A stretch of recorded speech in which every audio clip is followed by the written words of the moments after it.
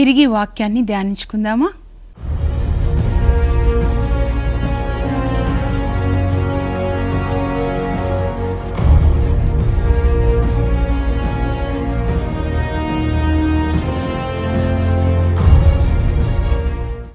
యోసేపుని ఇష్మాయేలీలు ఒంటెలకి గొలుసులతో కట్టి ఈడ్చుకొని వెళ్తూ ఉంటే యోసేపు ఏడుస్తూ ఉంటాడు, అన్నా అన్నా అన్నా, పెద్దన్న రూబేను, చిన్నన్న షిమియోన్ అని, పోరపో అని వాళ్ళు ఎగతాళి చేస్తారు. అమ్మయ్య పీడ పోయింది, ఇప్పుడు నాన్న మనల్ని ప్రేమిస్తాడు.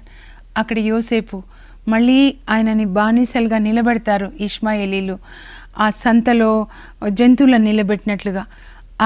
అప్పుడు పోతిఫర్ ఈయనను కొనుక్కుంటే అప్పుడు పోతిఫర్ ఇంట్లో మరి యోసేపు ఉంటాడు. అక్కడ 11 సంవత్సరాలు చాలా నమ్మకంగా పనిచేస్తాడు. దేవుడు ఆయనకి తోడుగా ఉంటారు. ఆయన యోసేపుని బట్టి పోతిఫర్ ఆస్తులు చాలా పెరుగుతాయి. ఆయన కూడా భార్య శోధించి యోసేపుని శోధిస్తే ఆయన లొంగడు కాబట్టి ఆయన మీద అబద్ధాలు చెప్పి జైల్లో పెట్టిస్తుంది. ఆ జైల్లో 2 సంవత్సరాలు ఉంటాడు. ఆ తర్వాత యోసేపు గవర్నర్ అవుతాడనమాట. అప్పటికి 30 సంవత్సరాల వయసు వస్తుంది. మరి ఆ తర్వాత 7 సంవత్సరాల పంట బాగా పండుతుంది. ఇంకో 7 సంవత్సరాలు కరువు వస్తుంది అనమాట. 2 సంవత్సరాల కరువు తర్వాత అంటే యోసేపుకి 39 సంవత్సరాలు వస్తాయి. అప్పుడు యాకోబు చాలా వృద్ధుడవుతాడు, 130 సంవత్సరాలు. తన కొడుకులకు కూడా 90 సంవత్సరాలు 80 సంవత్సరాలు అట్లా వచ్చేస్తాయి. కొడుకులే తాతలు అయిపోతారు.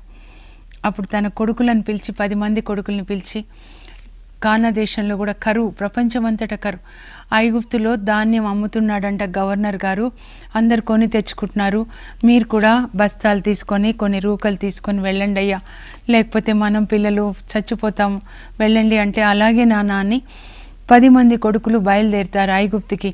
అక్కడ యోసేపు సింహాసనం మీద కూర్చుంటాడు. పనివాళ్ళు మరి ధాన్యం కొనుక్కునే వాళ్ళు వరుసగా వస్తారు, డబ్బులు ఇచ్చేసి ధాన్యం కొనుక్కొని వెళ్ళిపోతుంటారు. అప్పుడు ఆ వరుసలో దూరం నుంచి వాళ్ళ అన్నయ్యలు 10 మంది రావడం చూస్తాడు యోసేపు. 22 సంవత్సరాల తర్వాత వాళ్ళని చూస్తాడు. అన్నయ్యల మీద ప్రేమ అనమాట, ఆపుకోలేకపోతాడు అనమాట ఆయన. వాళ్ళని ముద్దు పెట్టుకోవాలి, నాన్న గురించి అడగాలి, మా అన్నయ్యలు అని ఆయనకి ప్రేమ వస్తూ ఉంటుంది.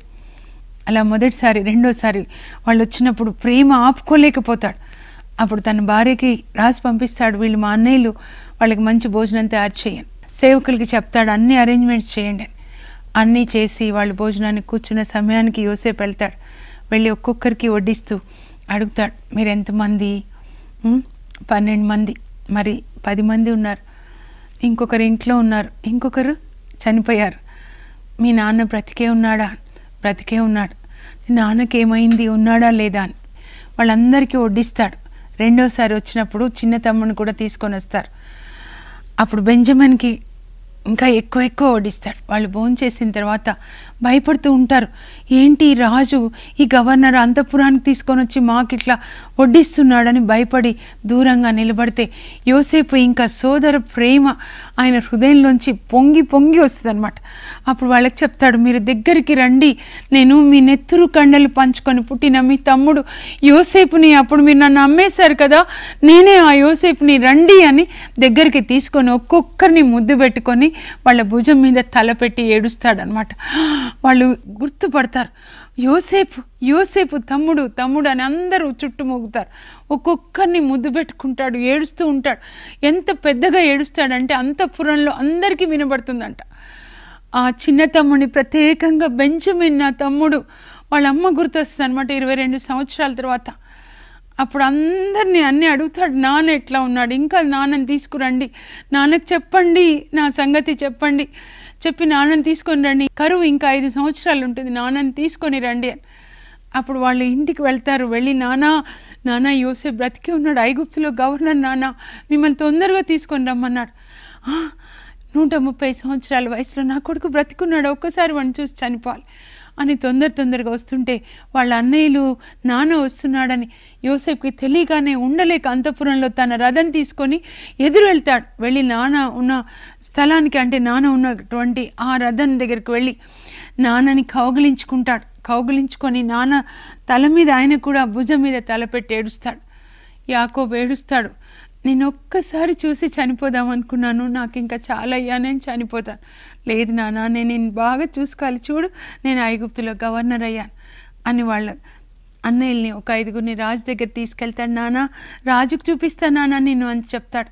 రాజుకు చెప్తాడు మా నాన్నగారు, అమ్మో పెద్ద మనిషి, నీ వయసు ఎంత అయ్యాడు? నా వయసు ఎంతో లేదు, 130 సంవత్సరాలు. అన్ని కష్టాలతోనే గడిచిపోయాయి, నా జీవితం అంతా కష్టాలతోనే గడిచిపోయింది.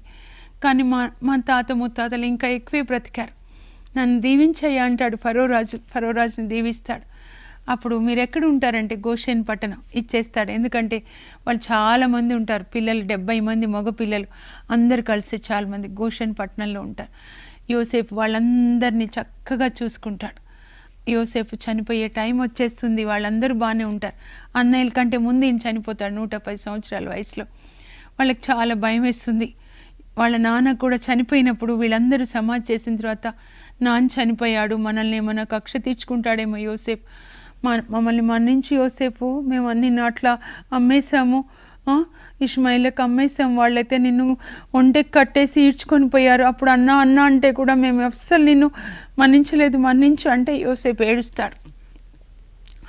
మీరు అలా అనకండి, దేవుడే కావాలని ముందుగా ఇక్కడికి పంపించారు, మీరు బాధపడొద్దు, నేను మిమ్మల్ని మీ పిల్లల్ని పోషిస్తాను అని చెప్పి వాళ్ళని ఓదార్చి ప్రేమగా మాట్లాడతాడనమాట. మీ పిల్లలందరినీ నేను పోషిస్తాను, మీరు బాధపడొద్దు, ఇలా జరగాలని దేవుడు నిర్ణయించారు కనుక ఇలా జరిగింది అని వాళ్ళని ఓదార్చి ప్రేమగా మాట్లాడి వాళ్ళని చాలా బాగా ప్రేమగా చూసుకుంటాడు. ఇంకా చనిపోయేటప్పుడు చెప్తాడనమాట, ఒకరోజు మిమ్మల్ని ఇక్కడి నుంచి దేవుడు తీసుకొని కానా దేశం, మన తాత ముత్తాతలకు వాగ్దానం చేసిన దేశానికి మిమ్మల్ని తీసుకొని వెళ్తారు, అప్పుడు నా అస్థికలు తీసుకొని వెళ్ళండి అని చెప్పి అందరినీ ప్రేమగా చూసుకొని వాళ్ళ చేతుల్లో యోసేపు మరణిస్తాడు. ఆదికాండం యోసేపు మరణంతో ముగుస్తుందన్నమాట. ఎంత ప్రేమగా చూసుకుంటాడంటే 70 మందిగా వెళ్ళిన వాళ్ళు 430 సంవత్సరాల తర్వాత 6 లక్షల మంది పురుషులు అవుతారు. ఈరోజు యోసేపు చూపించిన ప్రేమ బట్టి ఒక తండ్రికి పుట్టిన 12 మంది కొడుకులు ఒక దేశం, ఇజ్రాయెల్ దేశంగా, అక్కడి నుంచే యేసు ప్రభు లోక రక్షకుడు వస్తాడు. ఒక్క సోదరుడు మన్నిస్తే ఇంతగా దేవుడు అభివృద్ధినిచ్చారు. అందుకే కీర్తన 133 చెప్తున్నారు, సోదరులందరూ ఐక్యమత్యముగా ఉండుట ఎంతో రమ్యమైనది, ఎంతో మధురమైనది, అది హెర్మోను కొండపై కురిసే మంచు లాంటిది, అహరోను తలపై పోసిన అభ్యంగన తైలం లాంటిది, ఆ చోట దేవుడు తన దీవెనలు కుమ్మరిస్తారు. మీకు తెలుసా, అన్నదమ్ములందరూ కలిసి ఒక చోట భోంచేయండి, పరలోకం నుంచి దేవుడు మిమ్మల్ని ఆశీర్వదిస్తారు. ప్రార్థన చేసినప్పుడు మాత్రమే కాదు, కలిసి భోంచేసినప్పుడు మన్నించినప్పుడు దేవుడు దీవిస్తారు. యోసేపు యేసుప్రభుకి సాదృశ్యంగా ఉన్నారు. ఇక్కడ యేసుప్రభు మన్నించాడు తన సోదరులని, అక్కడ యోసేపు మన్నించాడు. మన్నించిన చోట అభివృద్ధి ఉంటుంది. అందుకే యోసేపు దేవుడు గవర్నర్గా ఉంచాడు. ఆయనను మనందరం ఒక మాదిరిగా తీసుకుందాం, దేవుని యొక్క దీవెనలు పొందుదాం. యేసు ప్రభు చెప్తారు మార్కు సువార్త 11:25లో, మీరు ప్రార్థించండి, ప్రార్థనలో ఏది అడిగినా ప్రభు మీకు ఇస్తారు. అయితే ప్రార్థించేటప్పుడు మీ సోదరుని మీద మీకు ఏదైనా మనస్పర్ధ ఉంటే క్షమించండి, అప్పుడు మీ ప్రార్థన దేవుడు ఆలకిస్తారు. అంటే మన్నించిన వాళ్ళ ప్రార్థన దేవుడు ఆలకిస్తారు. యోబు కూడా తనను హింసించిన వాళ్ళ కొరకు ప్రార్థిస్తాడు. యోబు 42:10లో చూస్తే, తన స్నేహితుల కొరకు ప్రార్థించిన తర్వాత పోగొట్టుకుంది 2 అంతలుగా పొందుతాడు. మీరు ఎప్పుడైతే క్షమిస్తారో పరలోకం మీకు తెరవబడుతుందన్నమాట. అప్పుడు పరలోకం నుంచి మీరు కోల్పోయిందంతా కూడా మీరు పొందుతారు. యోసేపు ఉన్నత స్థానంలో ఉంటాడు చూడండి, అలా సారా సౌందర్యవతిగా ఉంటుంది. మనం కూడా అలాగే మన్నిద్దాం. మన్నించని వాళ్ళకి ఏం జరుగుతుందంటే, మన్నించని వాళ్ళ హృదయంలో దేవుని సన్నిధి ఉండదు. చెట్టు నుంచి కొమ్మ వేరైనట్లుగా వాళ్ళు దేవుని నుంచి వేరైపోతారు. దేవుని నుంచి వేరైనప్పుడు సైతాను అక్కడ నివసించడం మొదలు పెడతాడు, స్థావరం అయిపోతుంది అన్నమాట. కనుక మనం కూడా అందరినీ మన్నిద్దాం. పరలోకపు మా తండ్రి, మీ పరిశుద్ధ నామమునకు స్తోత్రం కలుగును గాక. ఆదికాండంలో యోసేపు తనను హింసించిన సోదరులను క్షమించాడు ప్రభా, వాళ్ళని ఆదరించాడు నాయన. అనేక సంవత్సరాలు తండ్రి మరి తను గవర్నర్గా ఉన్నప్పుడు తన తోడబుట్టిన వాళ్ళని క్షమించి ఆదరించాడు కనుకనే వాళ్ళు అభివృద్ధి చెంది ఇసుక రేణువులాగా అభివృద్ధి చెందారు ప్రభా. ఈరోజు ఒక దేశంలాగా ఉన్నారు. మేము కూడా మమ్మల్ని హింసించిన వాళ్ళ కొరకు ప్రార్థించి వాళ్ళని మన్నించే కృపని మాకు దయచేయండి. సారా తన భర్తని మన్నించింది ప్రభా. అలాగే మరి హోజియా ప్రవక్త తన భార్యని మన్నించాడు ప్రభా. ఏసావు తన తమ్ముడు యాకోబుని మన్నించాడు. అలాంటి కృప మాకు దయచేయండి యేసయ్య. మీరు ఎలా క్షమించారో సిలువలో, ఆ కలువరి సిలువ నుండి క్షమించే ప్రేమని మాకు దయచేయమని, క్షమించే అభిషేకం దయచేయమని యేసు నామంలో అడుగుచున్నాం తండ్రి, ఆమేన్.